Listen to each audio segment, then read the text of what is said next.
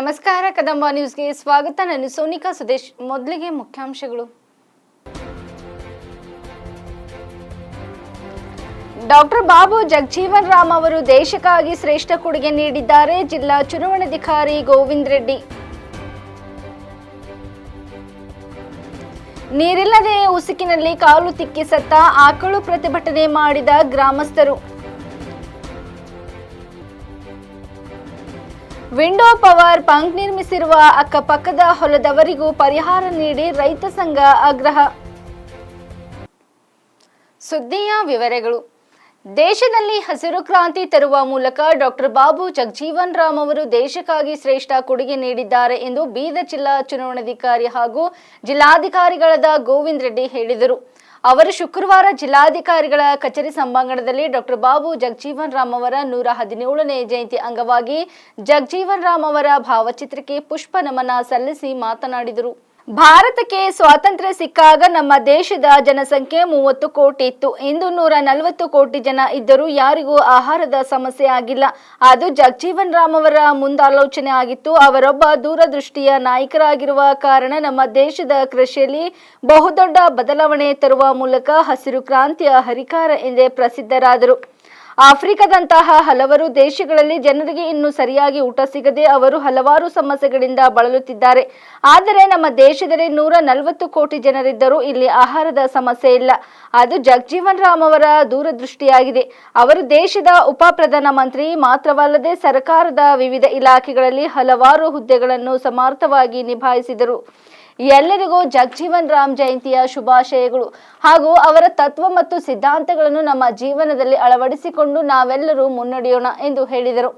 ಈ ಸಂದರ್ಭದಲ್ಲಿ ಅಪರ ಜಿಲ್ಲಾಧಿಕಾರಿ ಸಿದ್ದರಾಮೇಶ್ವರ್, ಸಮಾಜ ಕಲ್ಯಾಣ ಇಲಾಖೆ ಉಪನಿರ್ದೇಶಕರಾದ ಸಿಂಧು ಎಚ್ಎಸ್, ಜಗಜೀವನ್ ರಾಮ್ ಸಮಾಜದ ಮುಖಂಡರಾದ ಫರ್ನಾಂಡಿಸ್ ಹಿಪ್ಪಳಗಾವ್, ಮಾರುತಿ ಬೌದ್ಧೆ, ರಾಜು ಕಡ್ಡಾಳ್, ಅಭಿಕಾಳೆ, ರೋಹಿದಾಸ್ ಘೋಡೆ, ಚಂದ್ರಕಾಂತ್ ಹಿಪ್ಪಳಗಾವ್, ವಿಜಯಕುಮಾರ್ ಸೋನರೆ ಸೇರಿದಂತೆ ಹಲವರು ಜನರು ಉಪಸ್ಥಿತರಿದ್ದರು.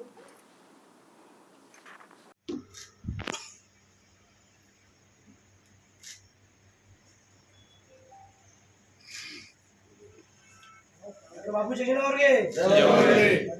ಅವರಿಗೆ ಹಸಿರು ಕ್ರಾಂತಿಯ ಹರಿಕಾರ ಡಾಕ್ಟರ್ ಬಾಬು ಜಗಜೀವನ್ ರಾಮ್ ಅವರಿಗೆ, ಹಸಿರು ಕ್ರಾಂತಿಯ ಹರಿಕಾರ ಡಾಕ್ಟರ್ ಬಾಬು ಜಗಜೀವನ್ ಅವರಿಗೆ, ಭಾರತದ ಉಪ ಪ್ರಧಾನಿ ಡಾಕ್ಟರ್ ಬಾಬು ಜಗಜೀವನ್ ಅವರಿಗೆ, ರಾಜಕಾರಣಿ ಡಾಕ್ಟರ್ ಬಾಬು ಜಗಜೀವನ್ ಅವರಿಗೆ, ದೇಶದ ಪ್ರಗತಿಯ ನಾಯಕ ಡಾಕ್ಟರ್ ಬಾಬು ಜಗಜೀವನ್ ಅವರಿಗೆ, ಸಂವಿಧಾನ ಸಮರ್ಪಕವಾಗಿ ಅನುಷ್ಠಾನಗೊಳಿಸಿದ ಡಾಕ್ಟರ್ ಬಾಬು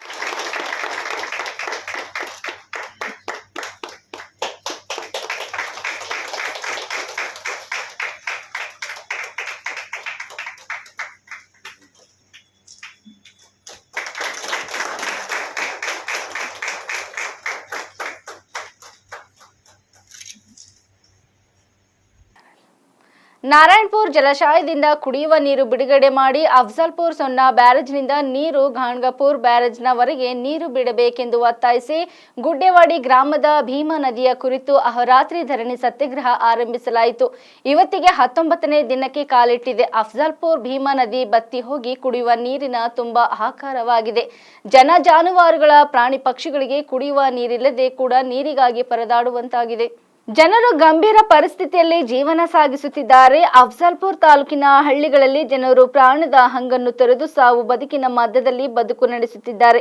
ಇದಕ್ಕೆ ಮುಂದಾಲೋಚನೆಯಾಗಿ ಅಫ್ಜಲ್ಪುರ್ ತಾಲೂಕಿನ ಹಳ್ಳಿಗಳಲ್ಲಿ ಮತ್ತು ಜವರ್ಗಿ ತಾಲೂಕಿನ ಹಳ್ಳಿಗಳಲ್ಲಿ ಹಾಗೂ ಅಲೆಮೇಲೆ ತಾಲೂಕಿನ ಹಳ್ಳಿಗಳಲ್ಲಿ ಕುಡಿಯುವ ನೀರಿನ ಸಮಸ್ಯೆ ಬಗೆಹರಿಸಲು ಬೆಂಗಳೂರಿಗೆ ಹೋಗಿ ನೀರಾವರಿ ಸಚಿವರಿಗೆ, ಮಾನ್ಯ ಮುಖ್ಯಮಂತ್ರಿಗಳಿಗೆ, ಜಿಲ್ಲಾ ಉಸ್ತುವಾರಿ ಸಚಿವರಿಗೆ ಮತ್ತು ಸಾರ್ವಜನಿಕರ ಕುಂದುಕೊರತೆ ಆಲಿಸುವ ಸ್ಥಳದಲ್ಲಿ ಹೋಗಿ ಮನವಿ ಸಲ್ಲಿಸಲಾಯಿತು.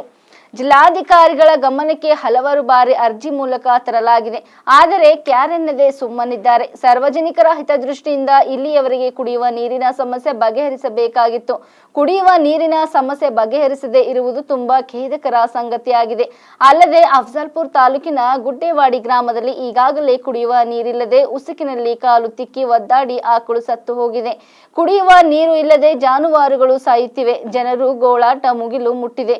ಮನೆಯಲ್ಲಿರುವ ದನಕರುಗಳ ಎತ್ತುಗಳು, ಎಮ್ಮೆಗಳು, ಕುರಿಗಳು ಮಾರಾಟ ಮಾಡುವ ಪರಿಸ್ಥಿತಿ ನಿರ್ಮಾಣವಾಗಿದೆ.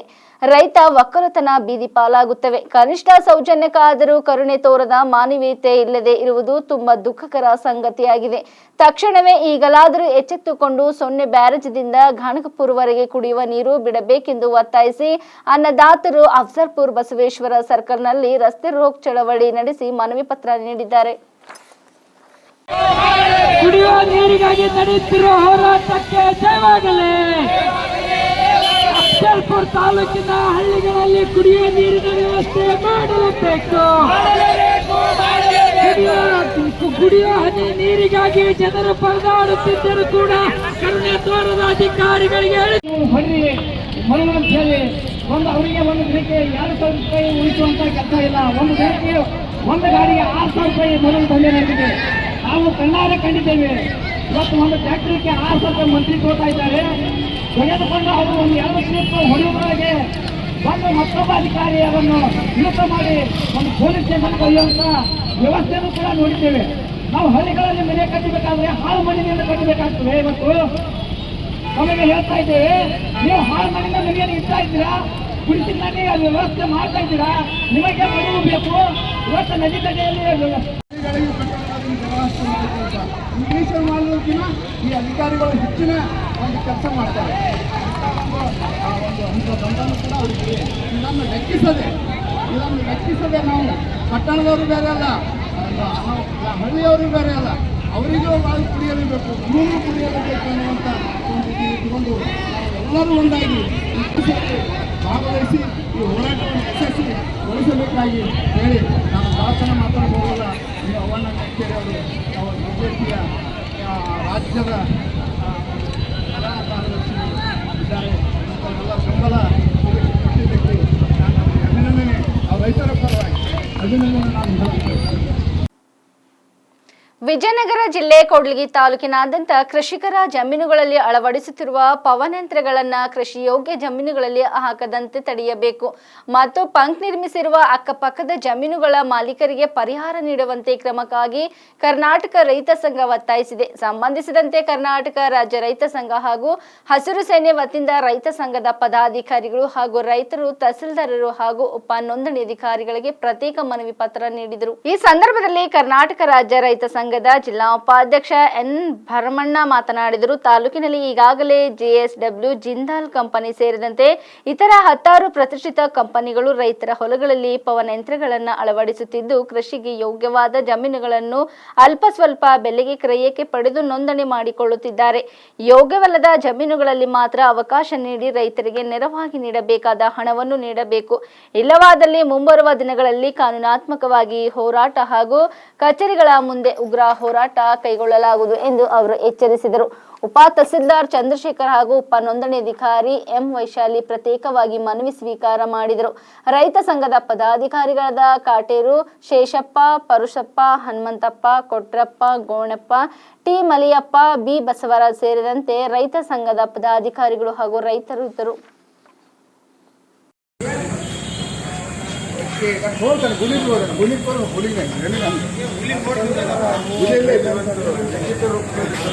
ಕರ್ನಾಟಕ ರಾಜ್ಯ ರೈತ ಸಂಘ ಹಸಿರು ಸೇನೆ ಬೆಂಗಳೂರು ಇವರ ಮೂಲಕ ಲಿಖಿತವಾಗಿ ಇವತ್ತೇನು ರೈತರ ಜಮೀನುಗಳ ಮಾರಾಟದ ಬಗ್ಗೆ ಸಲ್ಲಿಸತಕ್ಕಂಥ ಮನವಿಯನ್ನು ಮಾನ್ಯ ಜಿಲ್ಲಾಧಿಕಾರಿಗಳ ಮುಖಾಂತರ ಸರ್ಕಾರಕ್ಕೆ ಸಲ್ಲಿಸತಕ್ಕಂಥ ಭರವಸೆಯನ್ನು ನೀವು ನೀಡ್ತಾ ಈ ಮನವಿಯನ್ನು ನಾನು ಸ್ವೀಕರಿಸ್ತಾ ಇದ್ದೀನಿ.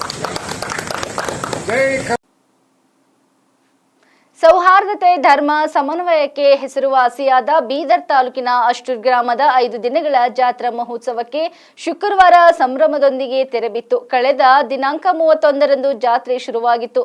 ಬೀದರ್ನ ಅಷ್ಟೂರ್ ಗ್ರಾಮದಲ್ಲಿರುವ ಐತಿಹಾಸಿಕ ಗುಂಬಜ್ದಲ್ಲಿ ಒಂದೆಡೆ ಮುಸ್ಲಿಂ ಸಮಾಜದವರು ಸುಲ್ತಾನ್ ಅಹಮದ್ ಶಾ ವಲಿ ಅವರ ಜನ್ಮದಿನ ಸಂದಲ್ ಕಾರ್ಯಕ್ರಮ ಸಂಭ್ರಮದಿಂದ ಮಾಡಿದರೆ, ಇನ್ನೊಂದೆಡೆ ಹಿಂದೂ ಬಾಂಧವರು ಶ್ರೀ ಅಲ್ಲಂ ಪ್ರಭುಗಳ ಜಾತ್ರೆಯನ್ನು ಶ್ರದ್ಧೆ ಭಕ್ತಿಯಿಂದ ಆಚರಿಸಿದರು. ವಿವಿಧೆಡೆಯಿಂದ ಆಗಮಿಸಿದ್ದ ಸಹಸ್ರಾರು ಜನರು ಜಾತ್ರೆಯಲ್ಲಿ ಪಾಲ್ಗೊಂಡು ಭಾವೈಕ್ಯತೆಯನ್ನು ಮೆರೆದರು. ಕೊನೆ ದಿನವಾದ ಶುಕ್ರವಾರ ಗುಂಬಜ್ ಪಕ್ಕದಲ್ಲಿರುವ ಅಂಗಳದಲ್ಲಿ ಕುಸ್ತಿ ಪಂದ್ಯಾವಳಿಗಳು ನಡೆದವು. ಕ್ಷೇತ್ರದ ಶಾಸಕ ಡಾ. ಶೈಲೇಂದ್ರ ಬೆಲ್ದಾಳೆ ಕುಸ್ತಿ ಪಂದ್ಯಾವಳಿಗೆ ಚಾಲನೆ ನೀಡಿ ಮಾತನಾಡಿ, ಇಡೀ ದೇಶದಲ್ಲೇ ಅಷ್ಟು ಜಾತ್ರೆ ವಿಶಿಷ್ಟವಾಗಿದೆ. ಒಂದು ದರ್ಗಾದಲ್ಲಿ ಹಿಂದೂ ಮುಸ್ಲಿಮರು ಸೇರಿ ಅಹಮದ್ ಶಾ ವಲಿ ಜನ್ಮ ದಿವಸ ಅಲ್ಲಪ್ರಭುಗಳ ಜಾತ್ರೆ ಅತ್ಯಂತ ಅರ್ಥಪೂರ್ಣವಾಗಿ ಆಚರಿಸುತ್ತಾರೆ. 100 ವರ್ಷಗಳಿಂದ ಈ ಜಾತ್ರೆ ಪರಂಪರೆ ಮುಂದುವರೆದುಕೊಂಡು ಬಂದಿದ್ದು ಸಮಾಜಕ್ಕೆ ಧರ್ಮ ಸಮನ್ವಯತೆ ಸೌಹಾರ್ದತೆ ಸಂದೇಶ ಸಾರುತ್ತದೆ ಎಂದು ಬಣ್ಣಿಸಿದರು. ಸಮಾಜದ ಸಮಗ್ರ ಅಭಿವೃದ್ಧಿಗೆ ಇಂದು ಧರ್ಮ ಸಮನ್ವಯತೆ ತೀರಾ ಅಗತ್ಯವಾಗಿದೆ. ನಾವೆಲ್ಲರೂ ಭಾರತೀಯರು ಎಂಬ ಭಾವ, ರಾಷ್ಟ್ರ ಮೊದಲು ನೇಷನ್ ಫಸ್ಟ್ ಎಂಬ ಭಾವನೆ ಮೈಗೂಡಿಸಿಕೊಳ್ಳಬೇಕಾಗಿದೆ. ಎಲ್ಲ ಜಾತಿ ಜನಾಂಗದವರು ಒಟ್ಟಾಗಿ ಧರ್ಮ ಸಮನ್ವಯ ಚಿಂತನೆಯಿಂದ ಸಾಗಿಸಿದಾಗ ಸಮಾಜ ಸಮೃದ್ಧ, ಶಾಂತ ಹಾಗೂ ನೆಮ್ಮದಿಯಿಂದ ಇರಲು ಸಾಧ್ಯ. ಪರಸ್ಪರ ಜಾತಿ ಧರ್ಮದ ಮತಭೇದ ಇರದಿದ್ದಾಗ ಕೋಮು ಭಾವನೆ ಮೂಡುವ, ಕೋಮು ದೇಶ ನಿರ್ಮಾಣವಾಗುವ ಪ್ರಶ್ನೆಯೇ ಬರುವುದಿಲ್ಲ. ರಾಷ್ಟ್ರದ ಪ್ರಗತಿಗಾಗಿ ಎಲ್ಲರೂ ಒಗ್ಗಟ್ಟಾಗಿ ಸಾಗುವ ಸಂಕಲ್ಪ ಮಾಡಬೇಕು. ಇದಕ್ಕೆ ಅಷ್ಟೂರಿನಂತಹ ಜಾತ್ರೋತ್ಸವ ಪ್ರೇರಣೆಯಾಗಬೇಕು ಎಂದು ಕರೆ ನೀಡಿದರು. ಕಬಡ್ಡಿ, ಖೋ-ಖೋ, ಕುಸ್ತಿಯಂತಹ ದೇಶಿ ಕ್ರೀಡೆಗಳಿಗೆ ಉತ್ತೇಜನ ಸಿಗಬೇಕಿದೆ. ಪ್ರಧಾನಿ ನರೇಂದ್ರ ಮೋದಿ ಅವರು ಇದಕ್ಕಾಗಿಯೇ ಖೇಲೋ ಇಂಡಿಯಾ ಕಾರ್ಯಕ್ರಮ ಸಂಘಟಿಸಿದರು. ಸದೃಢ ಆರೋಗ್ಯ ನಿರ್ಮಾಣಕ್ಕೆ ಕುಸ್ತಿ ಕಲೆಯು ಪೂರಕವಾಗಿದೆ. ಬೀದರ್ ಜಿಲ್ಲೆ ಪ್ರತಿಭೆಗಳು ಸಹ ಕುಸ್ತಿ ಸ್ಪರ್ಧೆಯಲ್ಲಿ ಅಂತಾರಾಷ್ಟ್ರೀಯ ಮಟ್ಟಕ್ಕೆ ಬೆಳೆಯಬೇಕು. ಬೀದರ್ ಜಿಲ್ಲೆಯ ಹಾರ್ಕುಡ ಅಷ್ಟು ಜಾತ್ರೆಗಳ ಕುಸ್ತಿಯಲ್ಲಿ ಕರ್ನಾಟಕವಲ್ಲದೆ ಮಹಾರಾಷ್ಟ್ರ, ತೆಲಂಗಾಣ, ಆಂಧ್ರ ಮುಂತಾದೆಡೆಗಳಿಂದ ಕುಸ್ತಿಪಟುಗಳು ಪಾಲ್ಗೊಳ್ಳುವುದು ವಿಶೇಷ. ಅಷ್ಟುನಲ್ಲಿ ಸುಸಜ್ಜಿತ ಕುಸ್ತಿ ಅಂಗಣ ನಿರ್ಮಿಸಿಕೊಡಬೇಕೆಂಬ ಸ್ಥಳೀಯರ ಬೇಡಿಕೆಗೆ ಸ್ಪಂದಿಸುವುದಾಗಿ ಡಾ. ಬೆಲ್ದಾಳೆ ಹೇಳಿದರು. ನಡೀತಾ ಇದೆ. ದಯವಿಟ್ಟು ಆಗಿನ ವೀಕ್ಷಕರಿಗೆ ವೀಕ್ಷಿಸಲು ಅನುವು ಮಾಡಿಕೊಳ್ಬೇಕಾಗಿ ತಮ್ಮಲ್ಲಿ ಕೇಳ್ಕೊಳ್ತೇವೆ.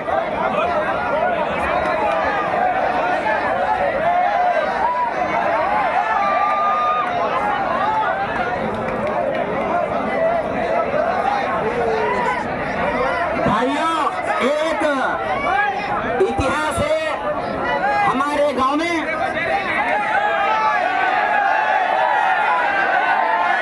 ಪೊಲೀಸ್ ಸಿಬ್ಬಂದಿಯವರು ಸಾಹೇಬರ ವೇದಿಕೆ ಮೇಲೆ ಈ ಗಲಾಟೆ ಗದ್ದಲ ನಡೀತಾ ಇದೆ. ದಯವಿಟ್ಟು ವೇದಿಕೆ ಕಡೆ ಬಂದು. ಚಾಮರಾಜನಗರ ಗೋಪಿನಾಥ್ ಜಲಾಶಯದಲ್ಲಿ ಬಟ್ಟೆ ತೊಳೆಯಲು ಹೋಗಿ 3 ನೀರು ಪಾಲಾದ ದಾರುಣ ಘಟನೆ ಚಾಮರಾಜನಗರದಲ್ಲಿ ನಡೆದಿದೆ. ಮೃತರನ್ನು ಪೊದರು ಗ್ರಾಮದ ನಿವಾಸಿ 33 ವರ್ಷದ ಮೀನಾ, 13 ವರ್ಷದ ಪವಿತ್ರ ಮತ್ತು 12 ವರ್ಷದ ಕೀರ್ತಿ ಎಂದು ಗುರುತಿಸಲಾಗಿದೆ. ಮೇಲೆ ಮಹದೇಶ್ವರ ಬೆಟ್ಟ ಪೊಲೀಸ್ ಠಾಣಾ ವ್ಯಾಪ್ತಿಯಲ್ಲಿ ನಡೆದಿದೆ. ಬಟ್ಟೆ ತೊಳೆಯುತ್ತಿದ್ದ ಮೀನಾ ಆಕಸ್ಮಿಕವಾಗಿ ಕಾಲು ಜಾರಿ ಜಲಾಶಯಕ್ಕೆ ಬಿದ್ದಿದ್ದಾರೆ. ಇನ್ನು ತಾಯಿ ನೀರಿನಲ್ಲಿ ಕೊಚ್ಚಿ ಹೋಗುತ್ತಿದ್ದನ್ನು ನೋಡಿದ ಮಕ್ಕಳು ತಾಯಿಯನ್ನು ರಕ್ಷಿಸಲು ಮುಂದಾಗಿದ್ದು ನೀರಿನ ಸ್ಥಳಕ್ಕೆ 3 ನೀರಿನಲ್ಲಿ ಕೊಚ್ಚಿ ಹೋಗಿದ್ದಾರೆ. ಇಲ್ಲಿವರೆಗೆ ಸುದ್ದಿ ಕೊಟ್ಟಿದ್ದು ನಾನು ಸೋನಿಕಾ ಸುದೇಶ್. ಮುಂದಿನ ಸುದ್ದಿಯೊಂದಿಗೆ ಮತ್ತೆ ಭೇಟಿಯಾಗೋಣ. ವಂದನೆಗಳು.